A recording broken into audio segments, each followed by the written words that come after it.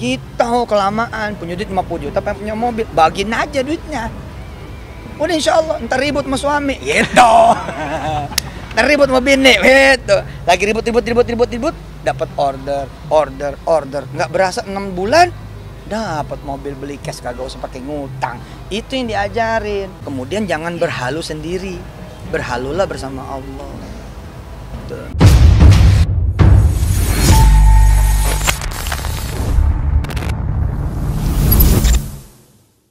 Bismillahirrahmanirrahim. Assalamualaikum warahmatullahi wabarakatuh. Kembali bersama saya Tal Walid. Masih mengenai Yusuf Mansur dan PayTrend yang lagi hangat-hangatnya dan trendingnya di lini masa Twitter, teman-teman. Sampai hari ini, per 15 detik yang lalu, pemberitaan tentang PayTrend Yusuf Mansur ditutup oleh OJK ini masih dibicarakan, teman-teman. Dan dari banyaknya komentar-komentar netizen yang berkomentar di setiap postingan tentang ditutupnya PayTrend ini, seperti yang saya katakan kemarin, teman-teman, itu banyak yang menyesalkan kenapa baru ditutup sekarang. Dan ada juga yang mempertanyakan kemudian bagaimana nasib-nasib dari orang-orang yang sampai hari ini haknya belum dikembalikan, atau yang sampai hari ini apa yang mereka dulu dijanjikan oleh pihak PayTrend belum diselesaikan. Terutama yang selalu saya soroti adalah nasib dari 14 karyawan PayTrend yang sampai hari ini belum jelas nasibnya, belum jelas bagaimana gaji mereka akan diberikan oleh pihak PayTrend. Dalam hal ini harusnya yang turun tangan untuk menyelesaikan masalah ini adalah Yusuf Mansur, karena dia termasuk salah satu dari orang yang paling berperan dalam berdirinya PayTrend ini dan bergabungnya orang-orang ini ke dalam PayTrend, baik sebagai mitra ataupun sebagai karyawan. Dari berita satu, Yusuf Mansur pasrah izin PayTrend dicabut OJK. Silakan aja teman-teman searching, nanti bisa baca sendiri beritanya seperti apa gitu. Dan dari radio PRFM, OJK cabut izin usaha PayTrend, Yusuf Mansur nggak ada duit nasabah tertahan. Ini yang selalu saya dari kemarin saya pertanyakan gitu. Bagaimana bisa Yusuf Mansur dengan jelas mengatakan bahwa tidak ada duit nasabah tertahan, sementara di berita lain atau di keterangan narasumber yang lain bahwa mereka mengatakan ada duit-duit mereka yang tidak bisa mereka ambil gitu. Ada duit mereka yang kemudian karena entah websitenya diblokir atau websitenya tidak bisa dibuka. Tapi ini pernyataan ini sudah lama. Kami wawancarai Ibu Tugi waktu itu. Kami wawancarai Ibu Tugi, silakan dilihat di video kami. Daftar video kami ada. Kami wawancarai Ibu Tugi itu kurang lebih, kalau tidak salah itu sekitar tahun 2022. Ibu Tugi ini adalah member PayTrend Platinum, teman-teman, atau Titanium. Intinya dia top up lagi. Dia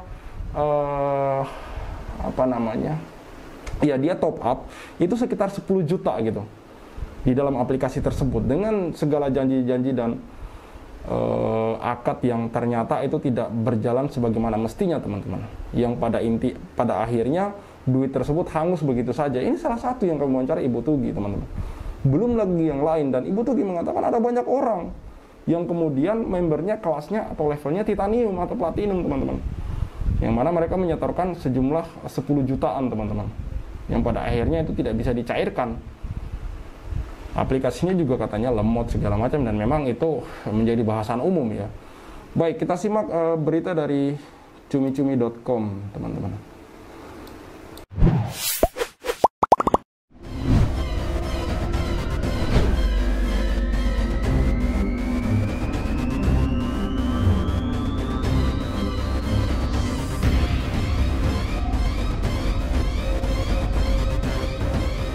Kabar kurang menyenangkan datang dari pendakwah kondang Ustadz Yusuf Mansur.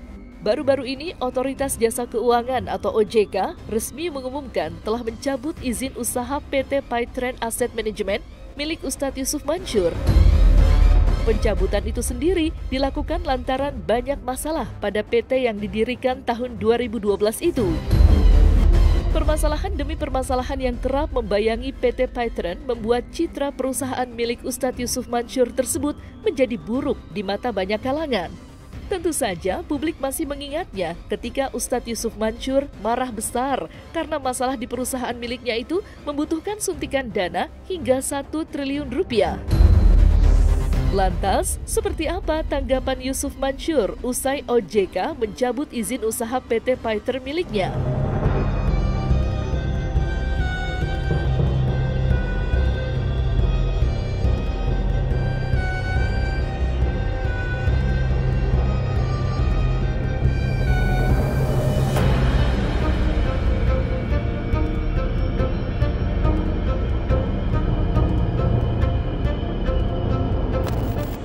Bismillahirrahmanirrahim. Hidup akan terus aja berjalan.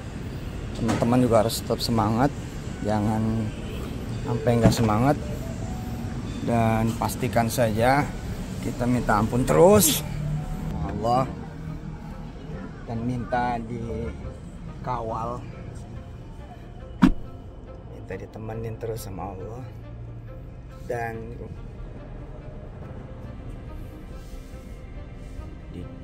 diberi sesuatu yang lebih baik nanti di kemudian harinya. Ilmu, pengalaman, hikmah, dan gak ada pilihan buat teman-teman semua dan kita kecuali jalan terus, bangun, bangkit, jalan terus sampai senyampainya. Nyampainya kemana? Ya terus aja, insya Allah. Sallallahu alaihi wasallam. Bisa saya ngajak ngomong Anda semua. Saya butuh duit 1 triliun buat ngerjain Petren. Bisa. Kalaupun mau dan saya terima duit Anda, maka saya akan makin bermasalah hari ini. Maka itulah saya ngamen. Kita butuh dana 20 miliar saudara-saudara semua. Dari mana duitnya? Dari mana duitnya?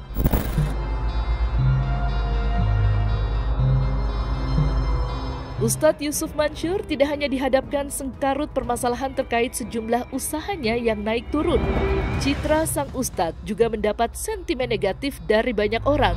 Bahkan tidak sedikit netizen yang kerap nyinyir. Sejumlah cacian dan hinaan juga kerap dilayangkannya. Lantas, seperti apa Ustadz Yusuf Mansur menanggapi banyaknya cacian yang dialamatkan pada dirinya?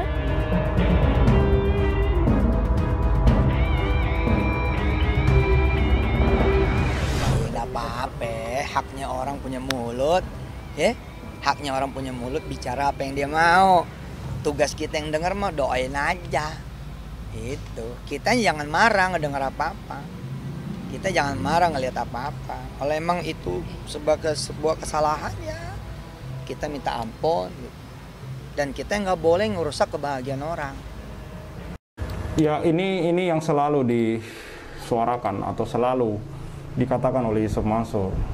Dikritik sama orang ya kita doakan yang terbaik, kita minta ampun sama Allah.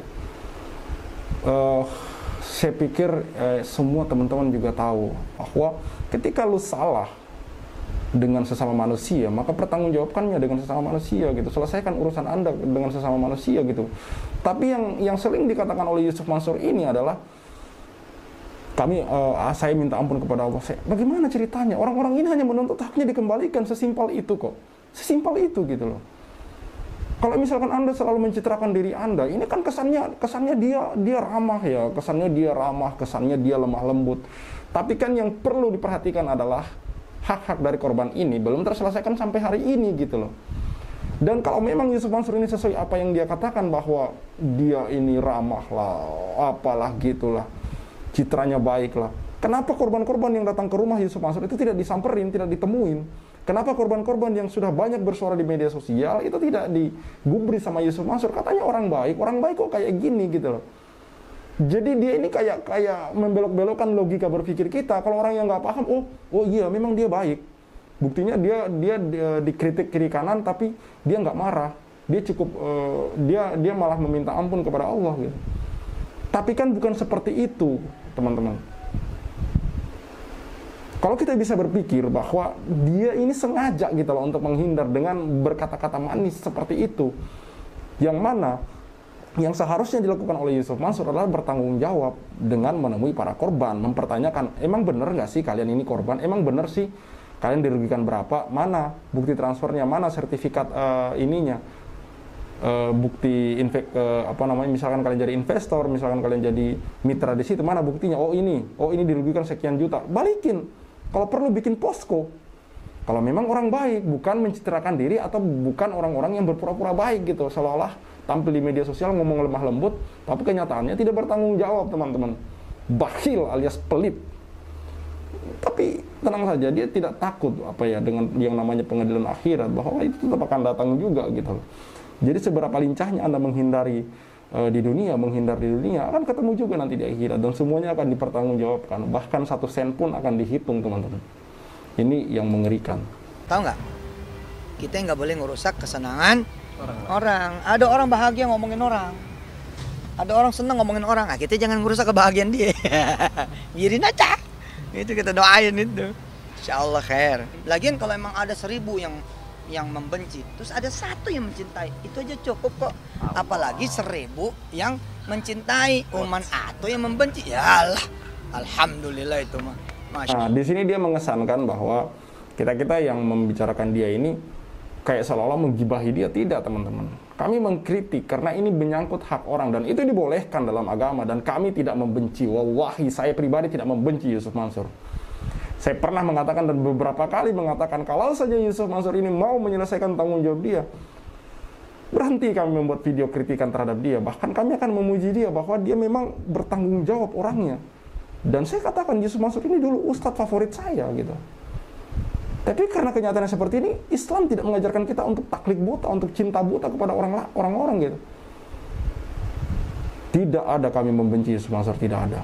Dan kami mengkritik karena ini adalah hak orang, menyangkut hak orang, yang mana ini sudah bertahun-tahun, teman-teman. Sebut saja batu bara. Investasi batu bara itu sejak tahun 2009, teman-teman. Dan mulai tercium dan bermasalah sejak tahun, kalau tidak salah itu 2010 dan 2011-12. Hitung aja, tarik mundur aja, sudah berapa tahun, 10 tahun lebih, teman-teman, sampai sekarang. Belum lagi Hotel City, dan sekarang Paytrend. Terlihat jelas bahwa apa yang kami katakan selama ini, apa yang dikritik orang-orang yang mengkritik Yusuf Mansur benar adanya, bukan sekedar omong kosong, bukan sekedar seperti yang dijas ke kami selama ini, bahwa kami menggibah segala macam, tidak tabayun. Buktinya apa? Paytrend ditutup oleh OJK. Dan tidak boleh lagi menggunakan logo atau nama tersebut untuk dibuat usaha oleh pihak Yusuf Mansur, tidak boleh. Karena kenapa, teman-teman? Kantornya saja tidak ada. Di situ tertulis jelas 8 poin alasan OJK menutup Paytrend. Sebentar saya carikan. Saya bacakan sekalian alasannya, teman-teman. Biar jelas kita di sini bahwa kami tidak ada yang menggibah beliau, tidak ada. 1. Kantor tidak ditemukan. 2. Tidak memiliki pegawai untuk menjalankan fungsi-fungsi manajer investasi. 3. Tidak dapat memenuhi perintah tindakan tertentu. Tidak memenuhi komposisi minimum direksi dan dewan komisaris. Tidak memiliki komisaris independen. Tidak memenuhi persyaratan fungsi-fungsi manajer investasi. Tidak memenuhi kecukupan minimum modal kerja bersih disesuaikan MKBD yang dipersyaratkan. Tidak memenuhi kewajiban penyampaian laporan kepada otoritas jasa keuangan sejak periode pelaporan Oktober 2022. Yang saya soroti yang paling pertama itu kantor tidak ditemukan, tidak adanya kantor, teman-teman. Padahal katanya ini gede. Sampai Yusuf Mansur mengatakan pernah mau laku 1 triliun, dan itu sekedar omong kosong belaka. Buktinya tidak dijual-jual sampai sekarang karena memang tidak ada yang mau beli. Itu, teman-teman, yang kami soroti, bahwa Yusuf Mansur ini selalu mengisyaratkan bahwa kita ini adalah penggibah yang mencari-cari masalah dia gitu. Padahal memang ada masalah dia, nggak perlu dicari. Anda cukup ketik Yusuf Mansur di Twitter, di Facebook, di TikTok, di YouTube, banyak, di Google banyak, teman-teman. Banyak loh. Banyak nama dia beredar di mana-mana. Jadi orang seperti kami ini adalah orang-orang kecil yang mencoba untuk kemudian membantu para korban ini agar haknya dikembalikan, dan itu terbukti, teman-teman. Alhamdulillah, walaupun sedikit demi sedikit, tapi ada progresnya. Pak Soeharto misalkan, setelah kami upload di channel YouTube kami wawancara, kami upload, dihubungi Yusuf Mansur, dikembalikan duitnya. Walaupun itu masih tidak sesuai sebenarnya, teman-teman, tapi it's okay, nggak apa-apa lah. Paling tidak sudah ada lah duit buat mereka gitu. Kalau tidak salah kurang lebih Yusuf Mansur itu mengembalikan 10 juta kalau nggak salah. Dia video call kok dengan Pak Soeharto. Ada video call dengan Pak Soeharto. Telepon sama Pak Soeharto. Artinya apa? Artinya dari kritikan yang kami lontarkan, dari video-video yang kami sampaikan, ada manfaatnya. Paling tidak adalah kembali. Coba kita bayangkan kalau misalkan tidak ada video seperti itu, apakah Pak Soeharto akan dikembalikan haknya? Kemungkinan besar tidak, teman-teman. Kemungkinan besar tidak. Insya Allah. Makasih loh udah mengalirkan pahala buat keluarga kami, mengalirkan kemudian rezeki buat keluarga kami. Sesungguhnya siapa sih yang mengangkat derajat kami? Derajat kan salah satunya mengangkat derajat kita orang adalah yang menghina, yang mencaci, yang memaki. Jadi jangan, kalau teman-teman pemirsa pun lagi dikerasanin sama orang, harus bersyukur. Terima kasih kepada Allah Subhanahu wa taala bahwa dengan jalan itu kita diampuni, diberi rahmat dan sebagainya. Nah, tinggal yang pada ngedenger, lihat kisah aslinya kayak apa sih? Oh iya bener kok, kisah aslinya begitu, bener juga. Punya duit 50 juta, pengen punya mobil 1,5 miliar. Apa yang dilakukan sama orang dengan duit 50 juta? Dia kumpulin duit buat nyampe DP 500 juta. Masih Wirda datang ngajarin, jangan begitu kelamaan, punya duit 50 juta pengen punya mobil, bagiin aja duitnya. Udah insya Allah, ntar ribut sama suami, gitu.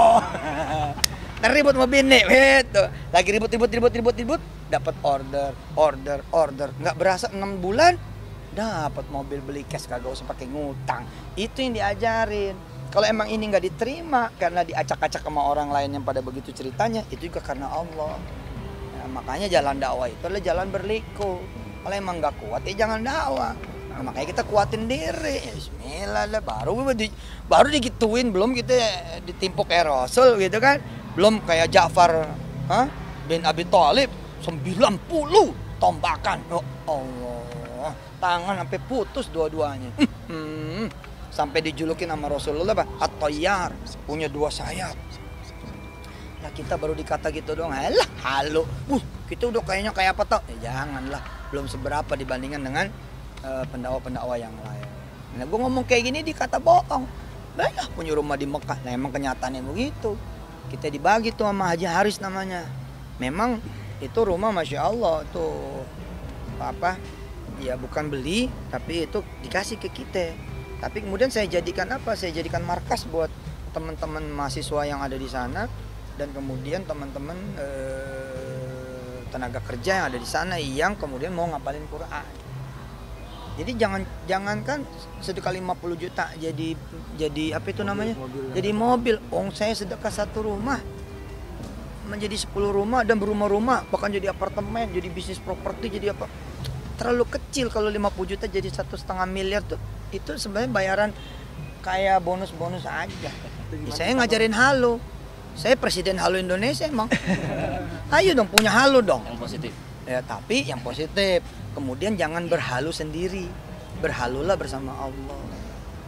Tuh, misalkan nih, pemirsa, sholat asar nih, pamitlah sama bini.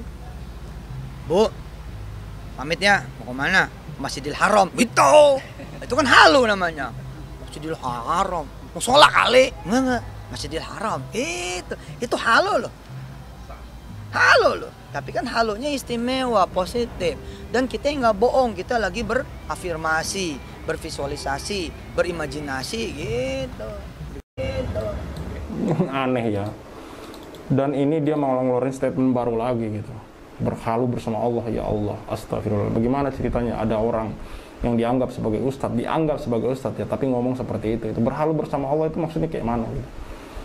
Maksudnya kayak gimana? Allah itu zat yang maha suci, yang maha segalanya. Kita tidak patutlah menyandingkan Allah Subhanahu wa taala dengan kata-kata yang tidak pantas, teman-teman. Dan selalu saya katakan, kalau memang apa yang diajarkan oleh Yusuf Mansur, yang dimana di sela-sela dia diwawancara, dia masih selipkan lagi kata-kata sedekah 50 juta nanti dapat mobil senilai 1,5 miliar. Saya selalu katakan, kalau memang Yusuf Mansur masih mengagung-agungkan kalau memang Yusuf Mansur masih mengagung-agungkan ajaran dia yang seperti ini, coba saya tantang Yusuf Mansur, nolkan rekening Anda gitu, jual semua aset Anda. Katanya kan bakal kembali lebih banyak. Coba Anda buktikan itu gitu. Minimal balikin uang dari para korban ini. Kok pelit banget. Duit segitu doang Anda kembalikan, katanya Anda sedekah kesana kemari. Tapi kok masalah-masalah yang jelas-jelas di depan mata nggak diselesaikan. Minimal temui para korban aja tidak dilakukan gitu loh. Makanya saya bilang, yang tadi dia katakan dalam video bahwa dia di Mekah ada rumah yang dia ini dikasih terus dia jadikan, saya tidak akan percaya gitu. Karena kenapa? Sudah banyak kata-kata dia yang bertolak belakang dengan fakta yang terjadi. Jadi komisaris Grab lah, apalah, inilah, itulah. Banyak teman-teman. Dari situ saya bisa kemudian menjadikan sampel bahwa orang ini tidak bisa dengan mudahnya kita percaya. Tidak bisa, apalagi buktinya belum ada, hanya cerita dia doang. Bisa jadi memang kita bilangkan bahwa dia ini memang halu gitu. Tapi yang saya tidak terima tadi kata-kata dia, halu bersama Allah, itu nauzubillah min zalik. Jangan sampai kemudian kita mengikuti ajaran-ajaran yang seperti ini. Apalagi ajaran-ajaran dia yang sedekah 50 juta nanti dapat mobil 1,5 miliar. Dari mana ceritanya? Sedekah ini bukan bisnis, teman-teman. Tapi amalan kita untuk kemudian mendapatkan pahala di akhirat kelak. Dan kalau memang ini masih dipercaya oleh Yusuf Mansur, sedekahkan semua harta Anda gitu. Kan kata Anda dikali 10 nanti. Bukankah itu lebih banyak tuh? Beranikah Anda? Kalau nggak berani berarti saya bisa katakan bahwa Anda sedang tidak berbicara dengan kebenaran gitu. Cukup sekian dari saya. Khalid Al-Walid, see you on the next videos.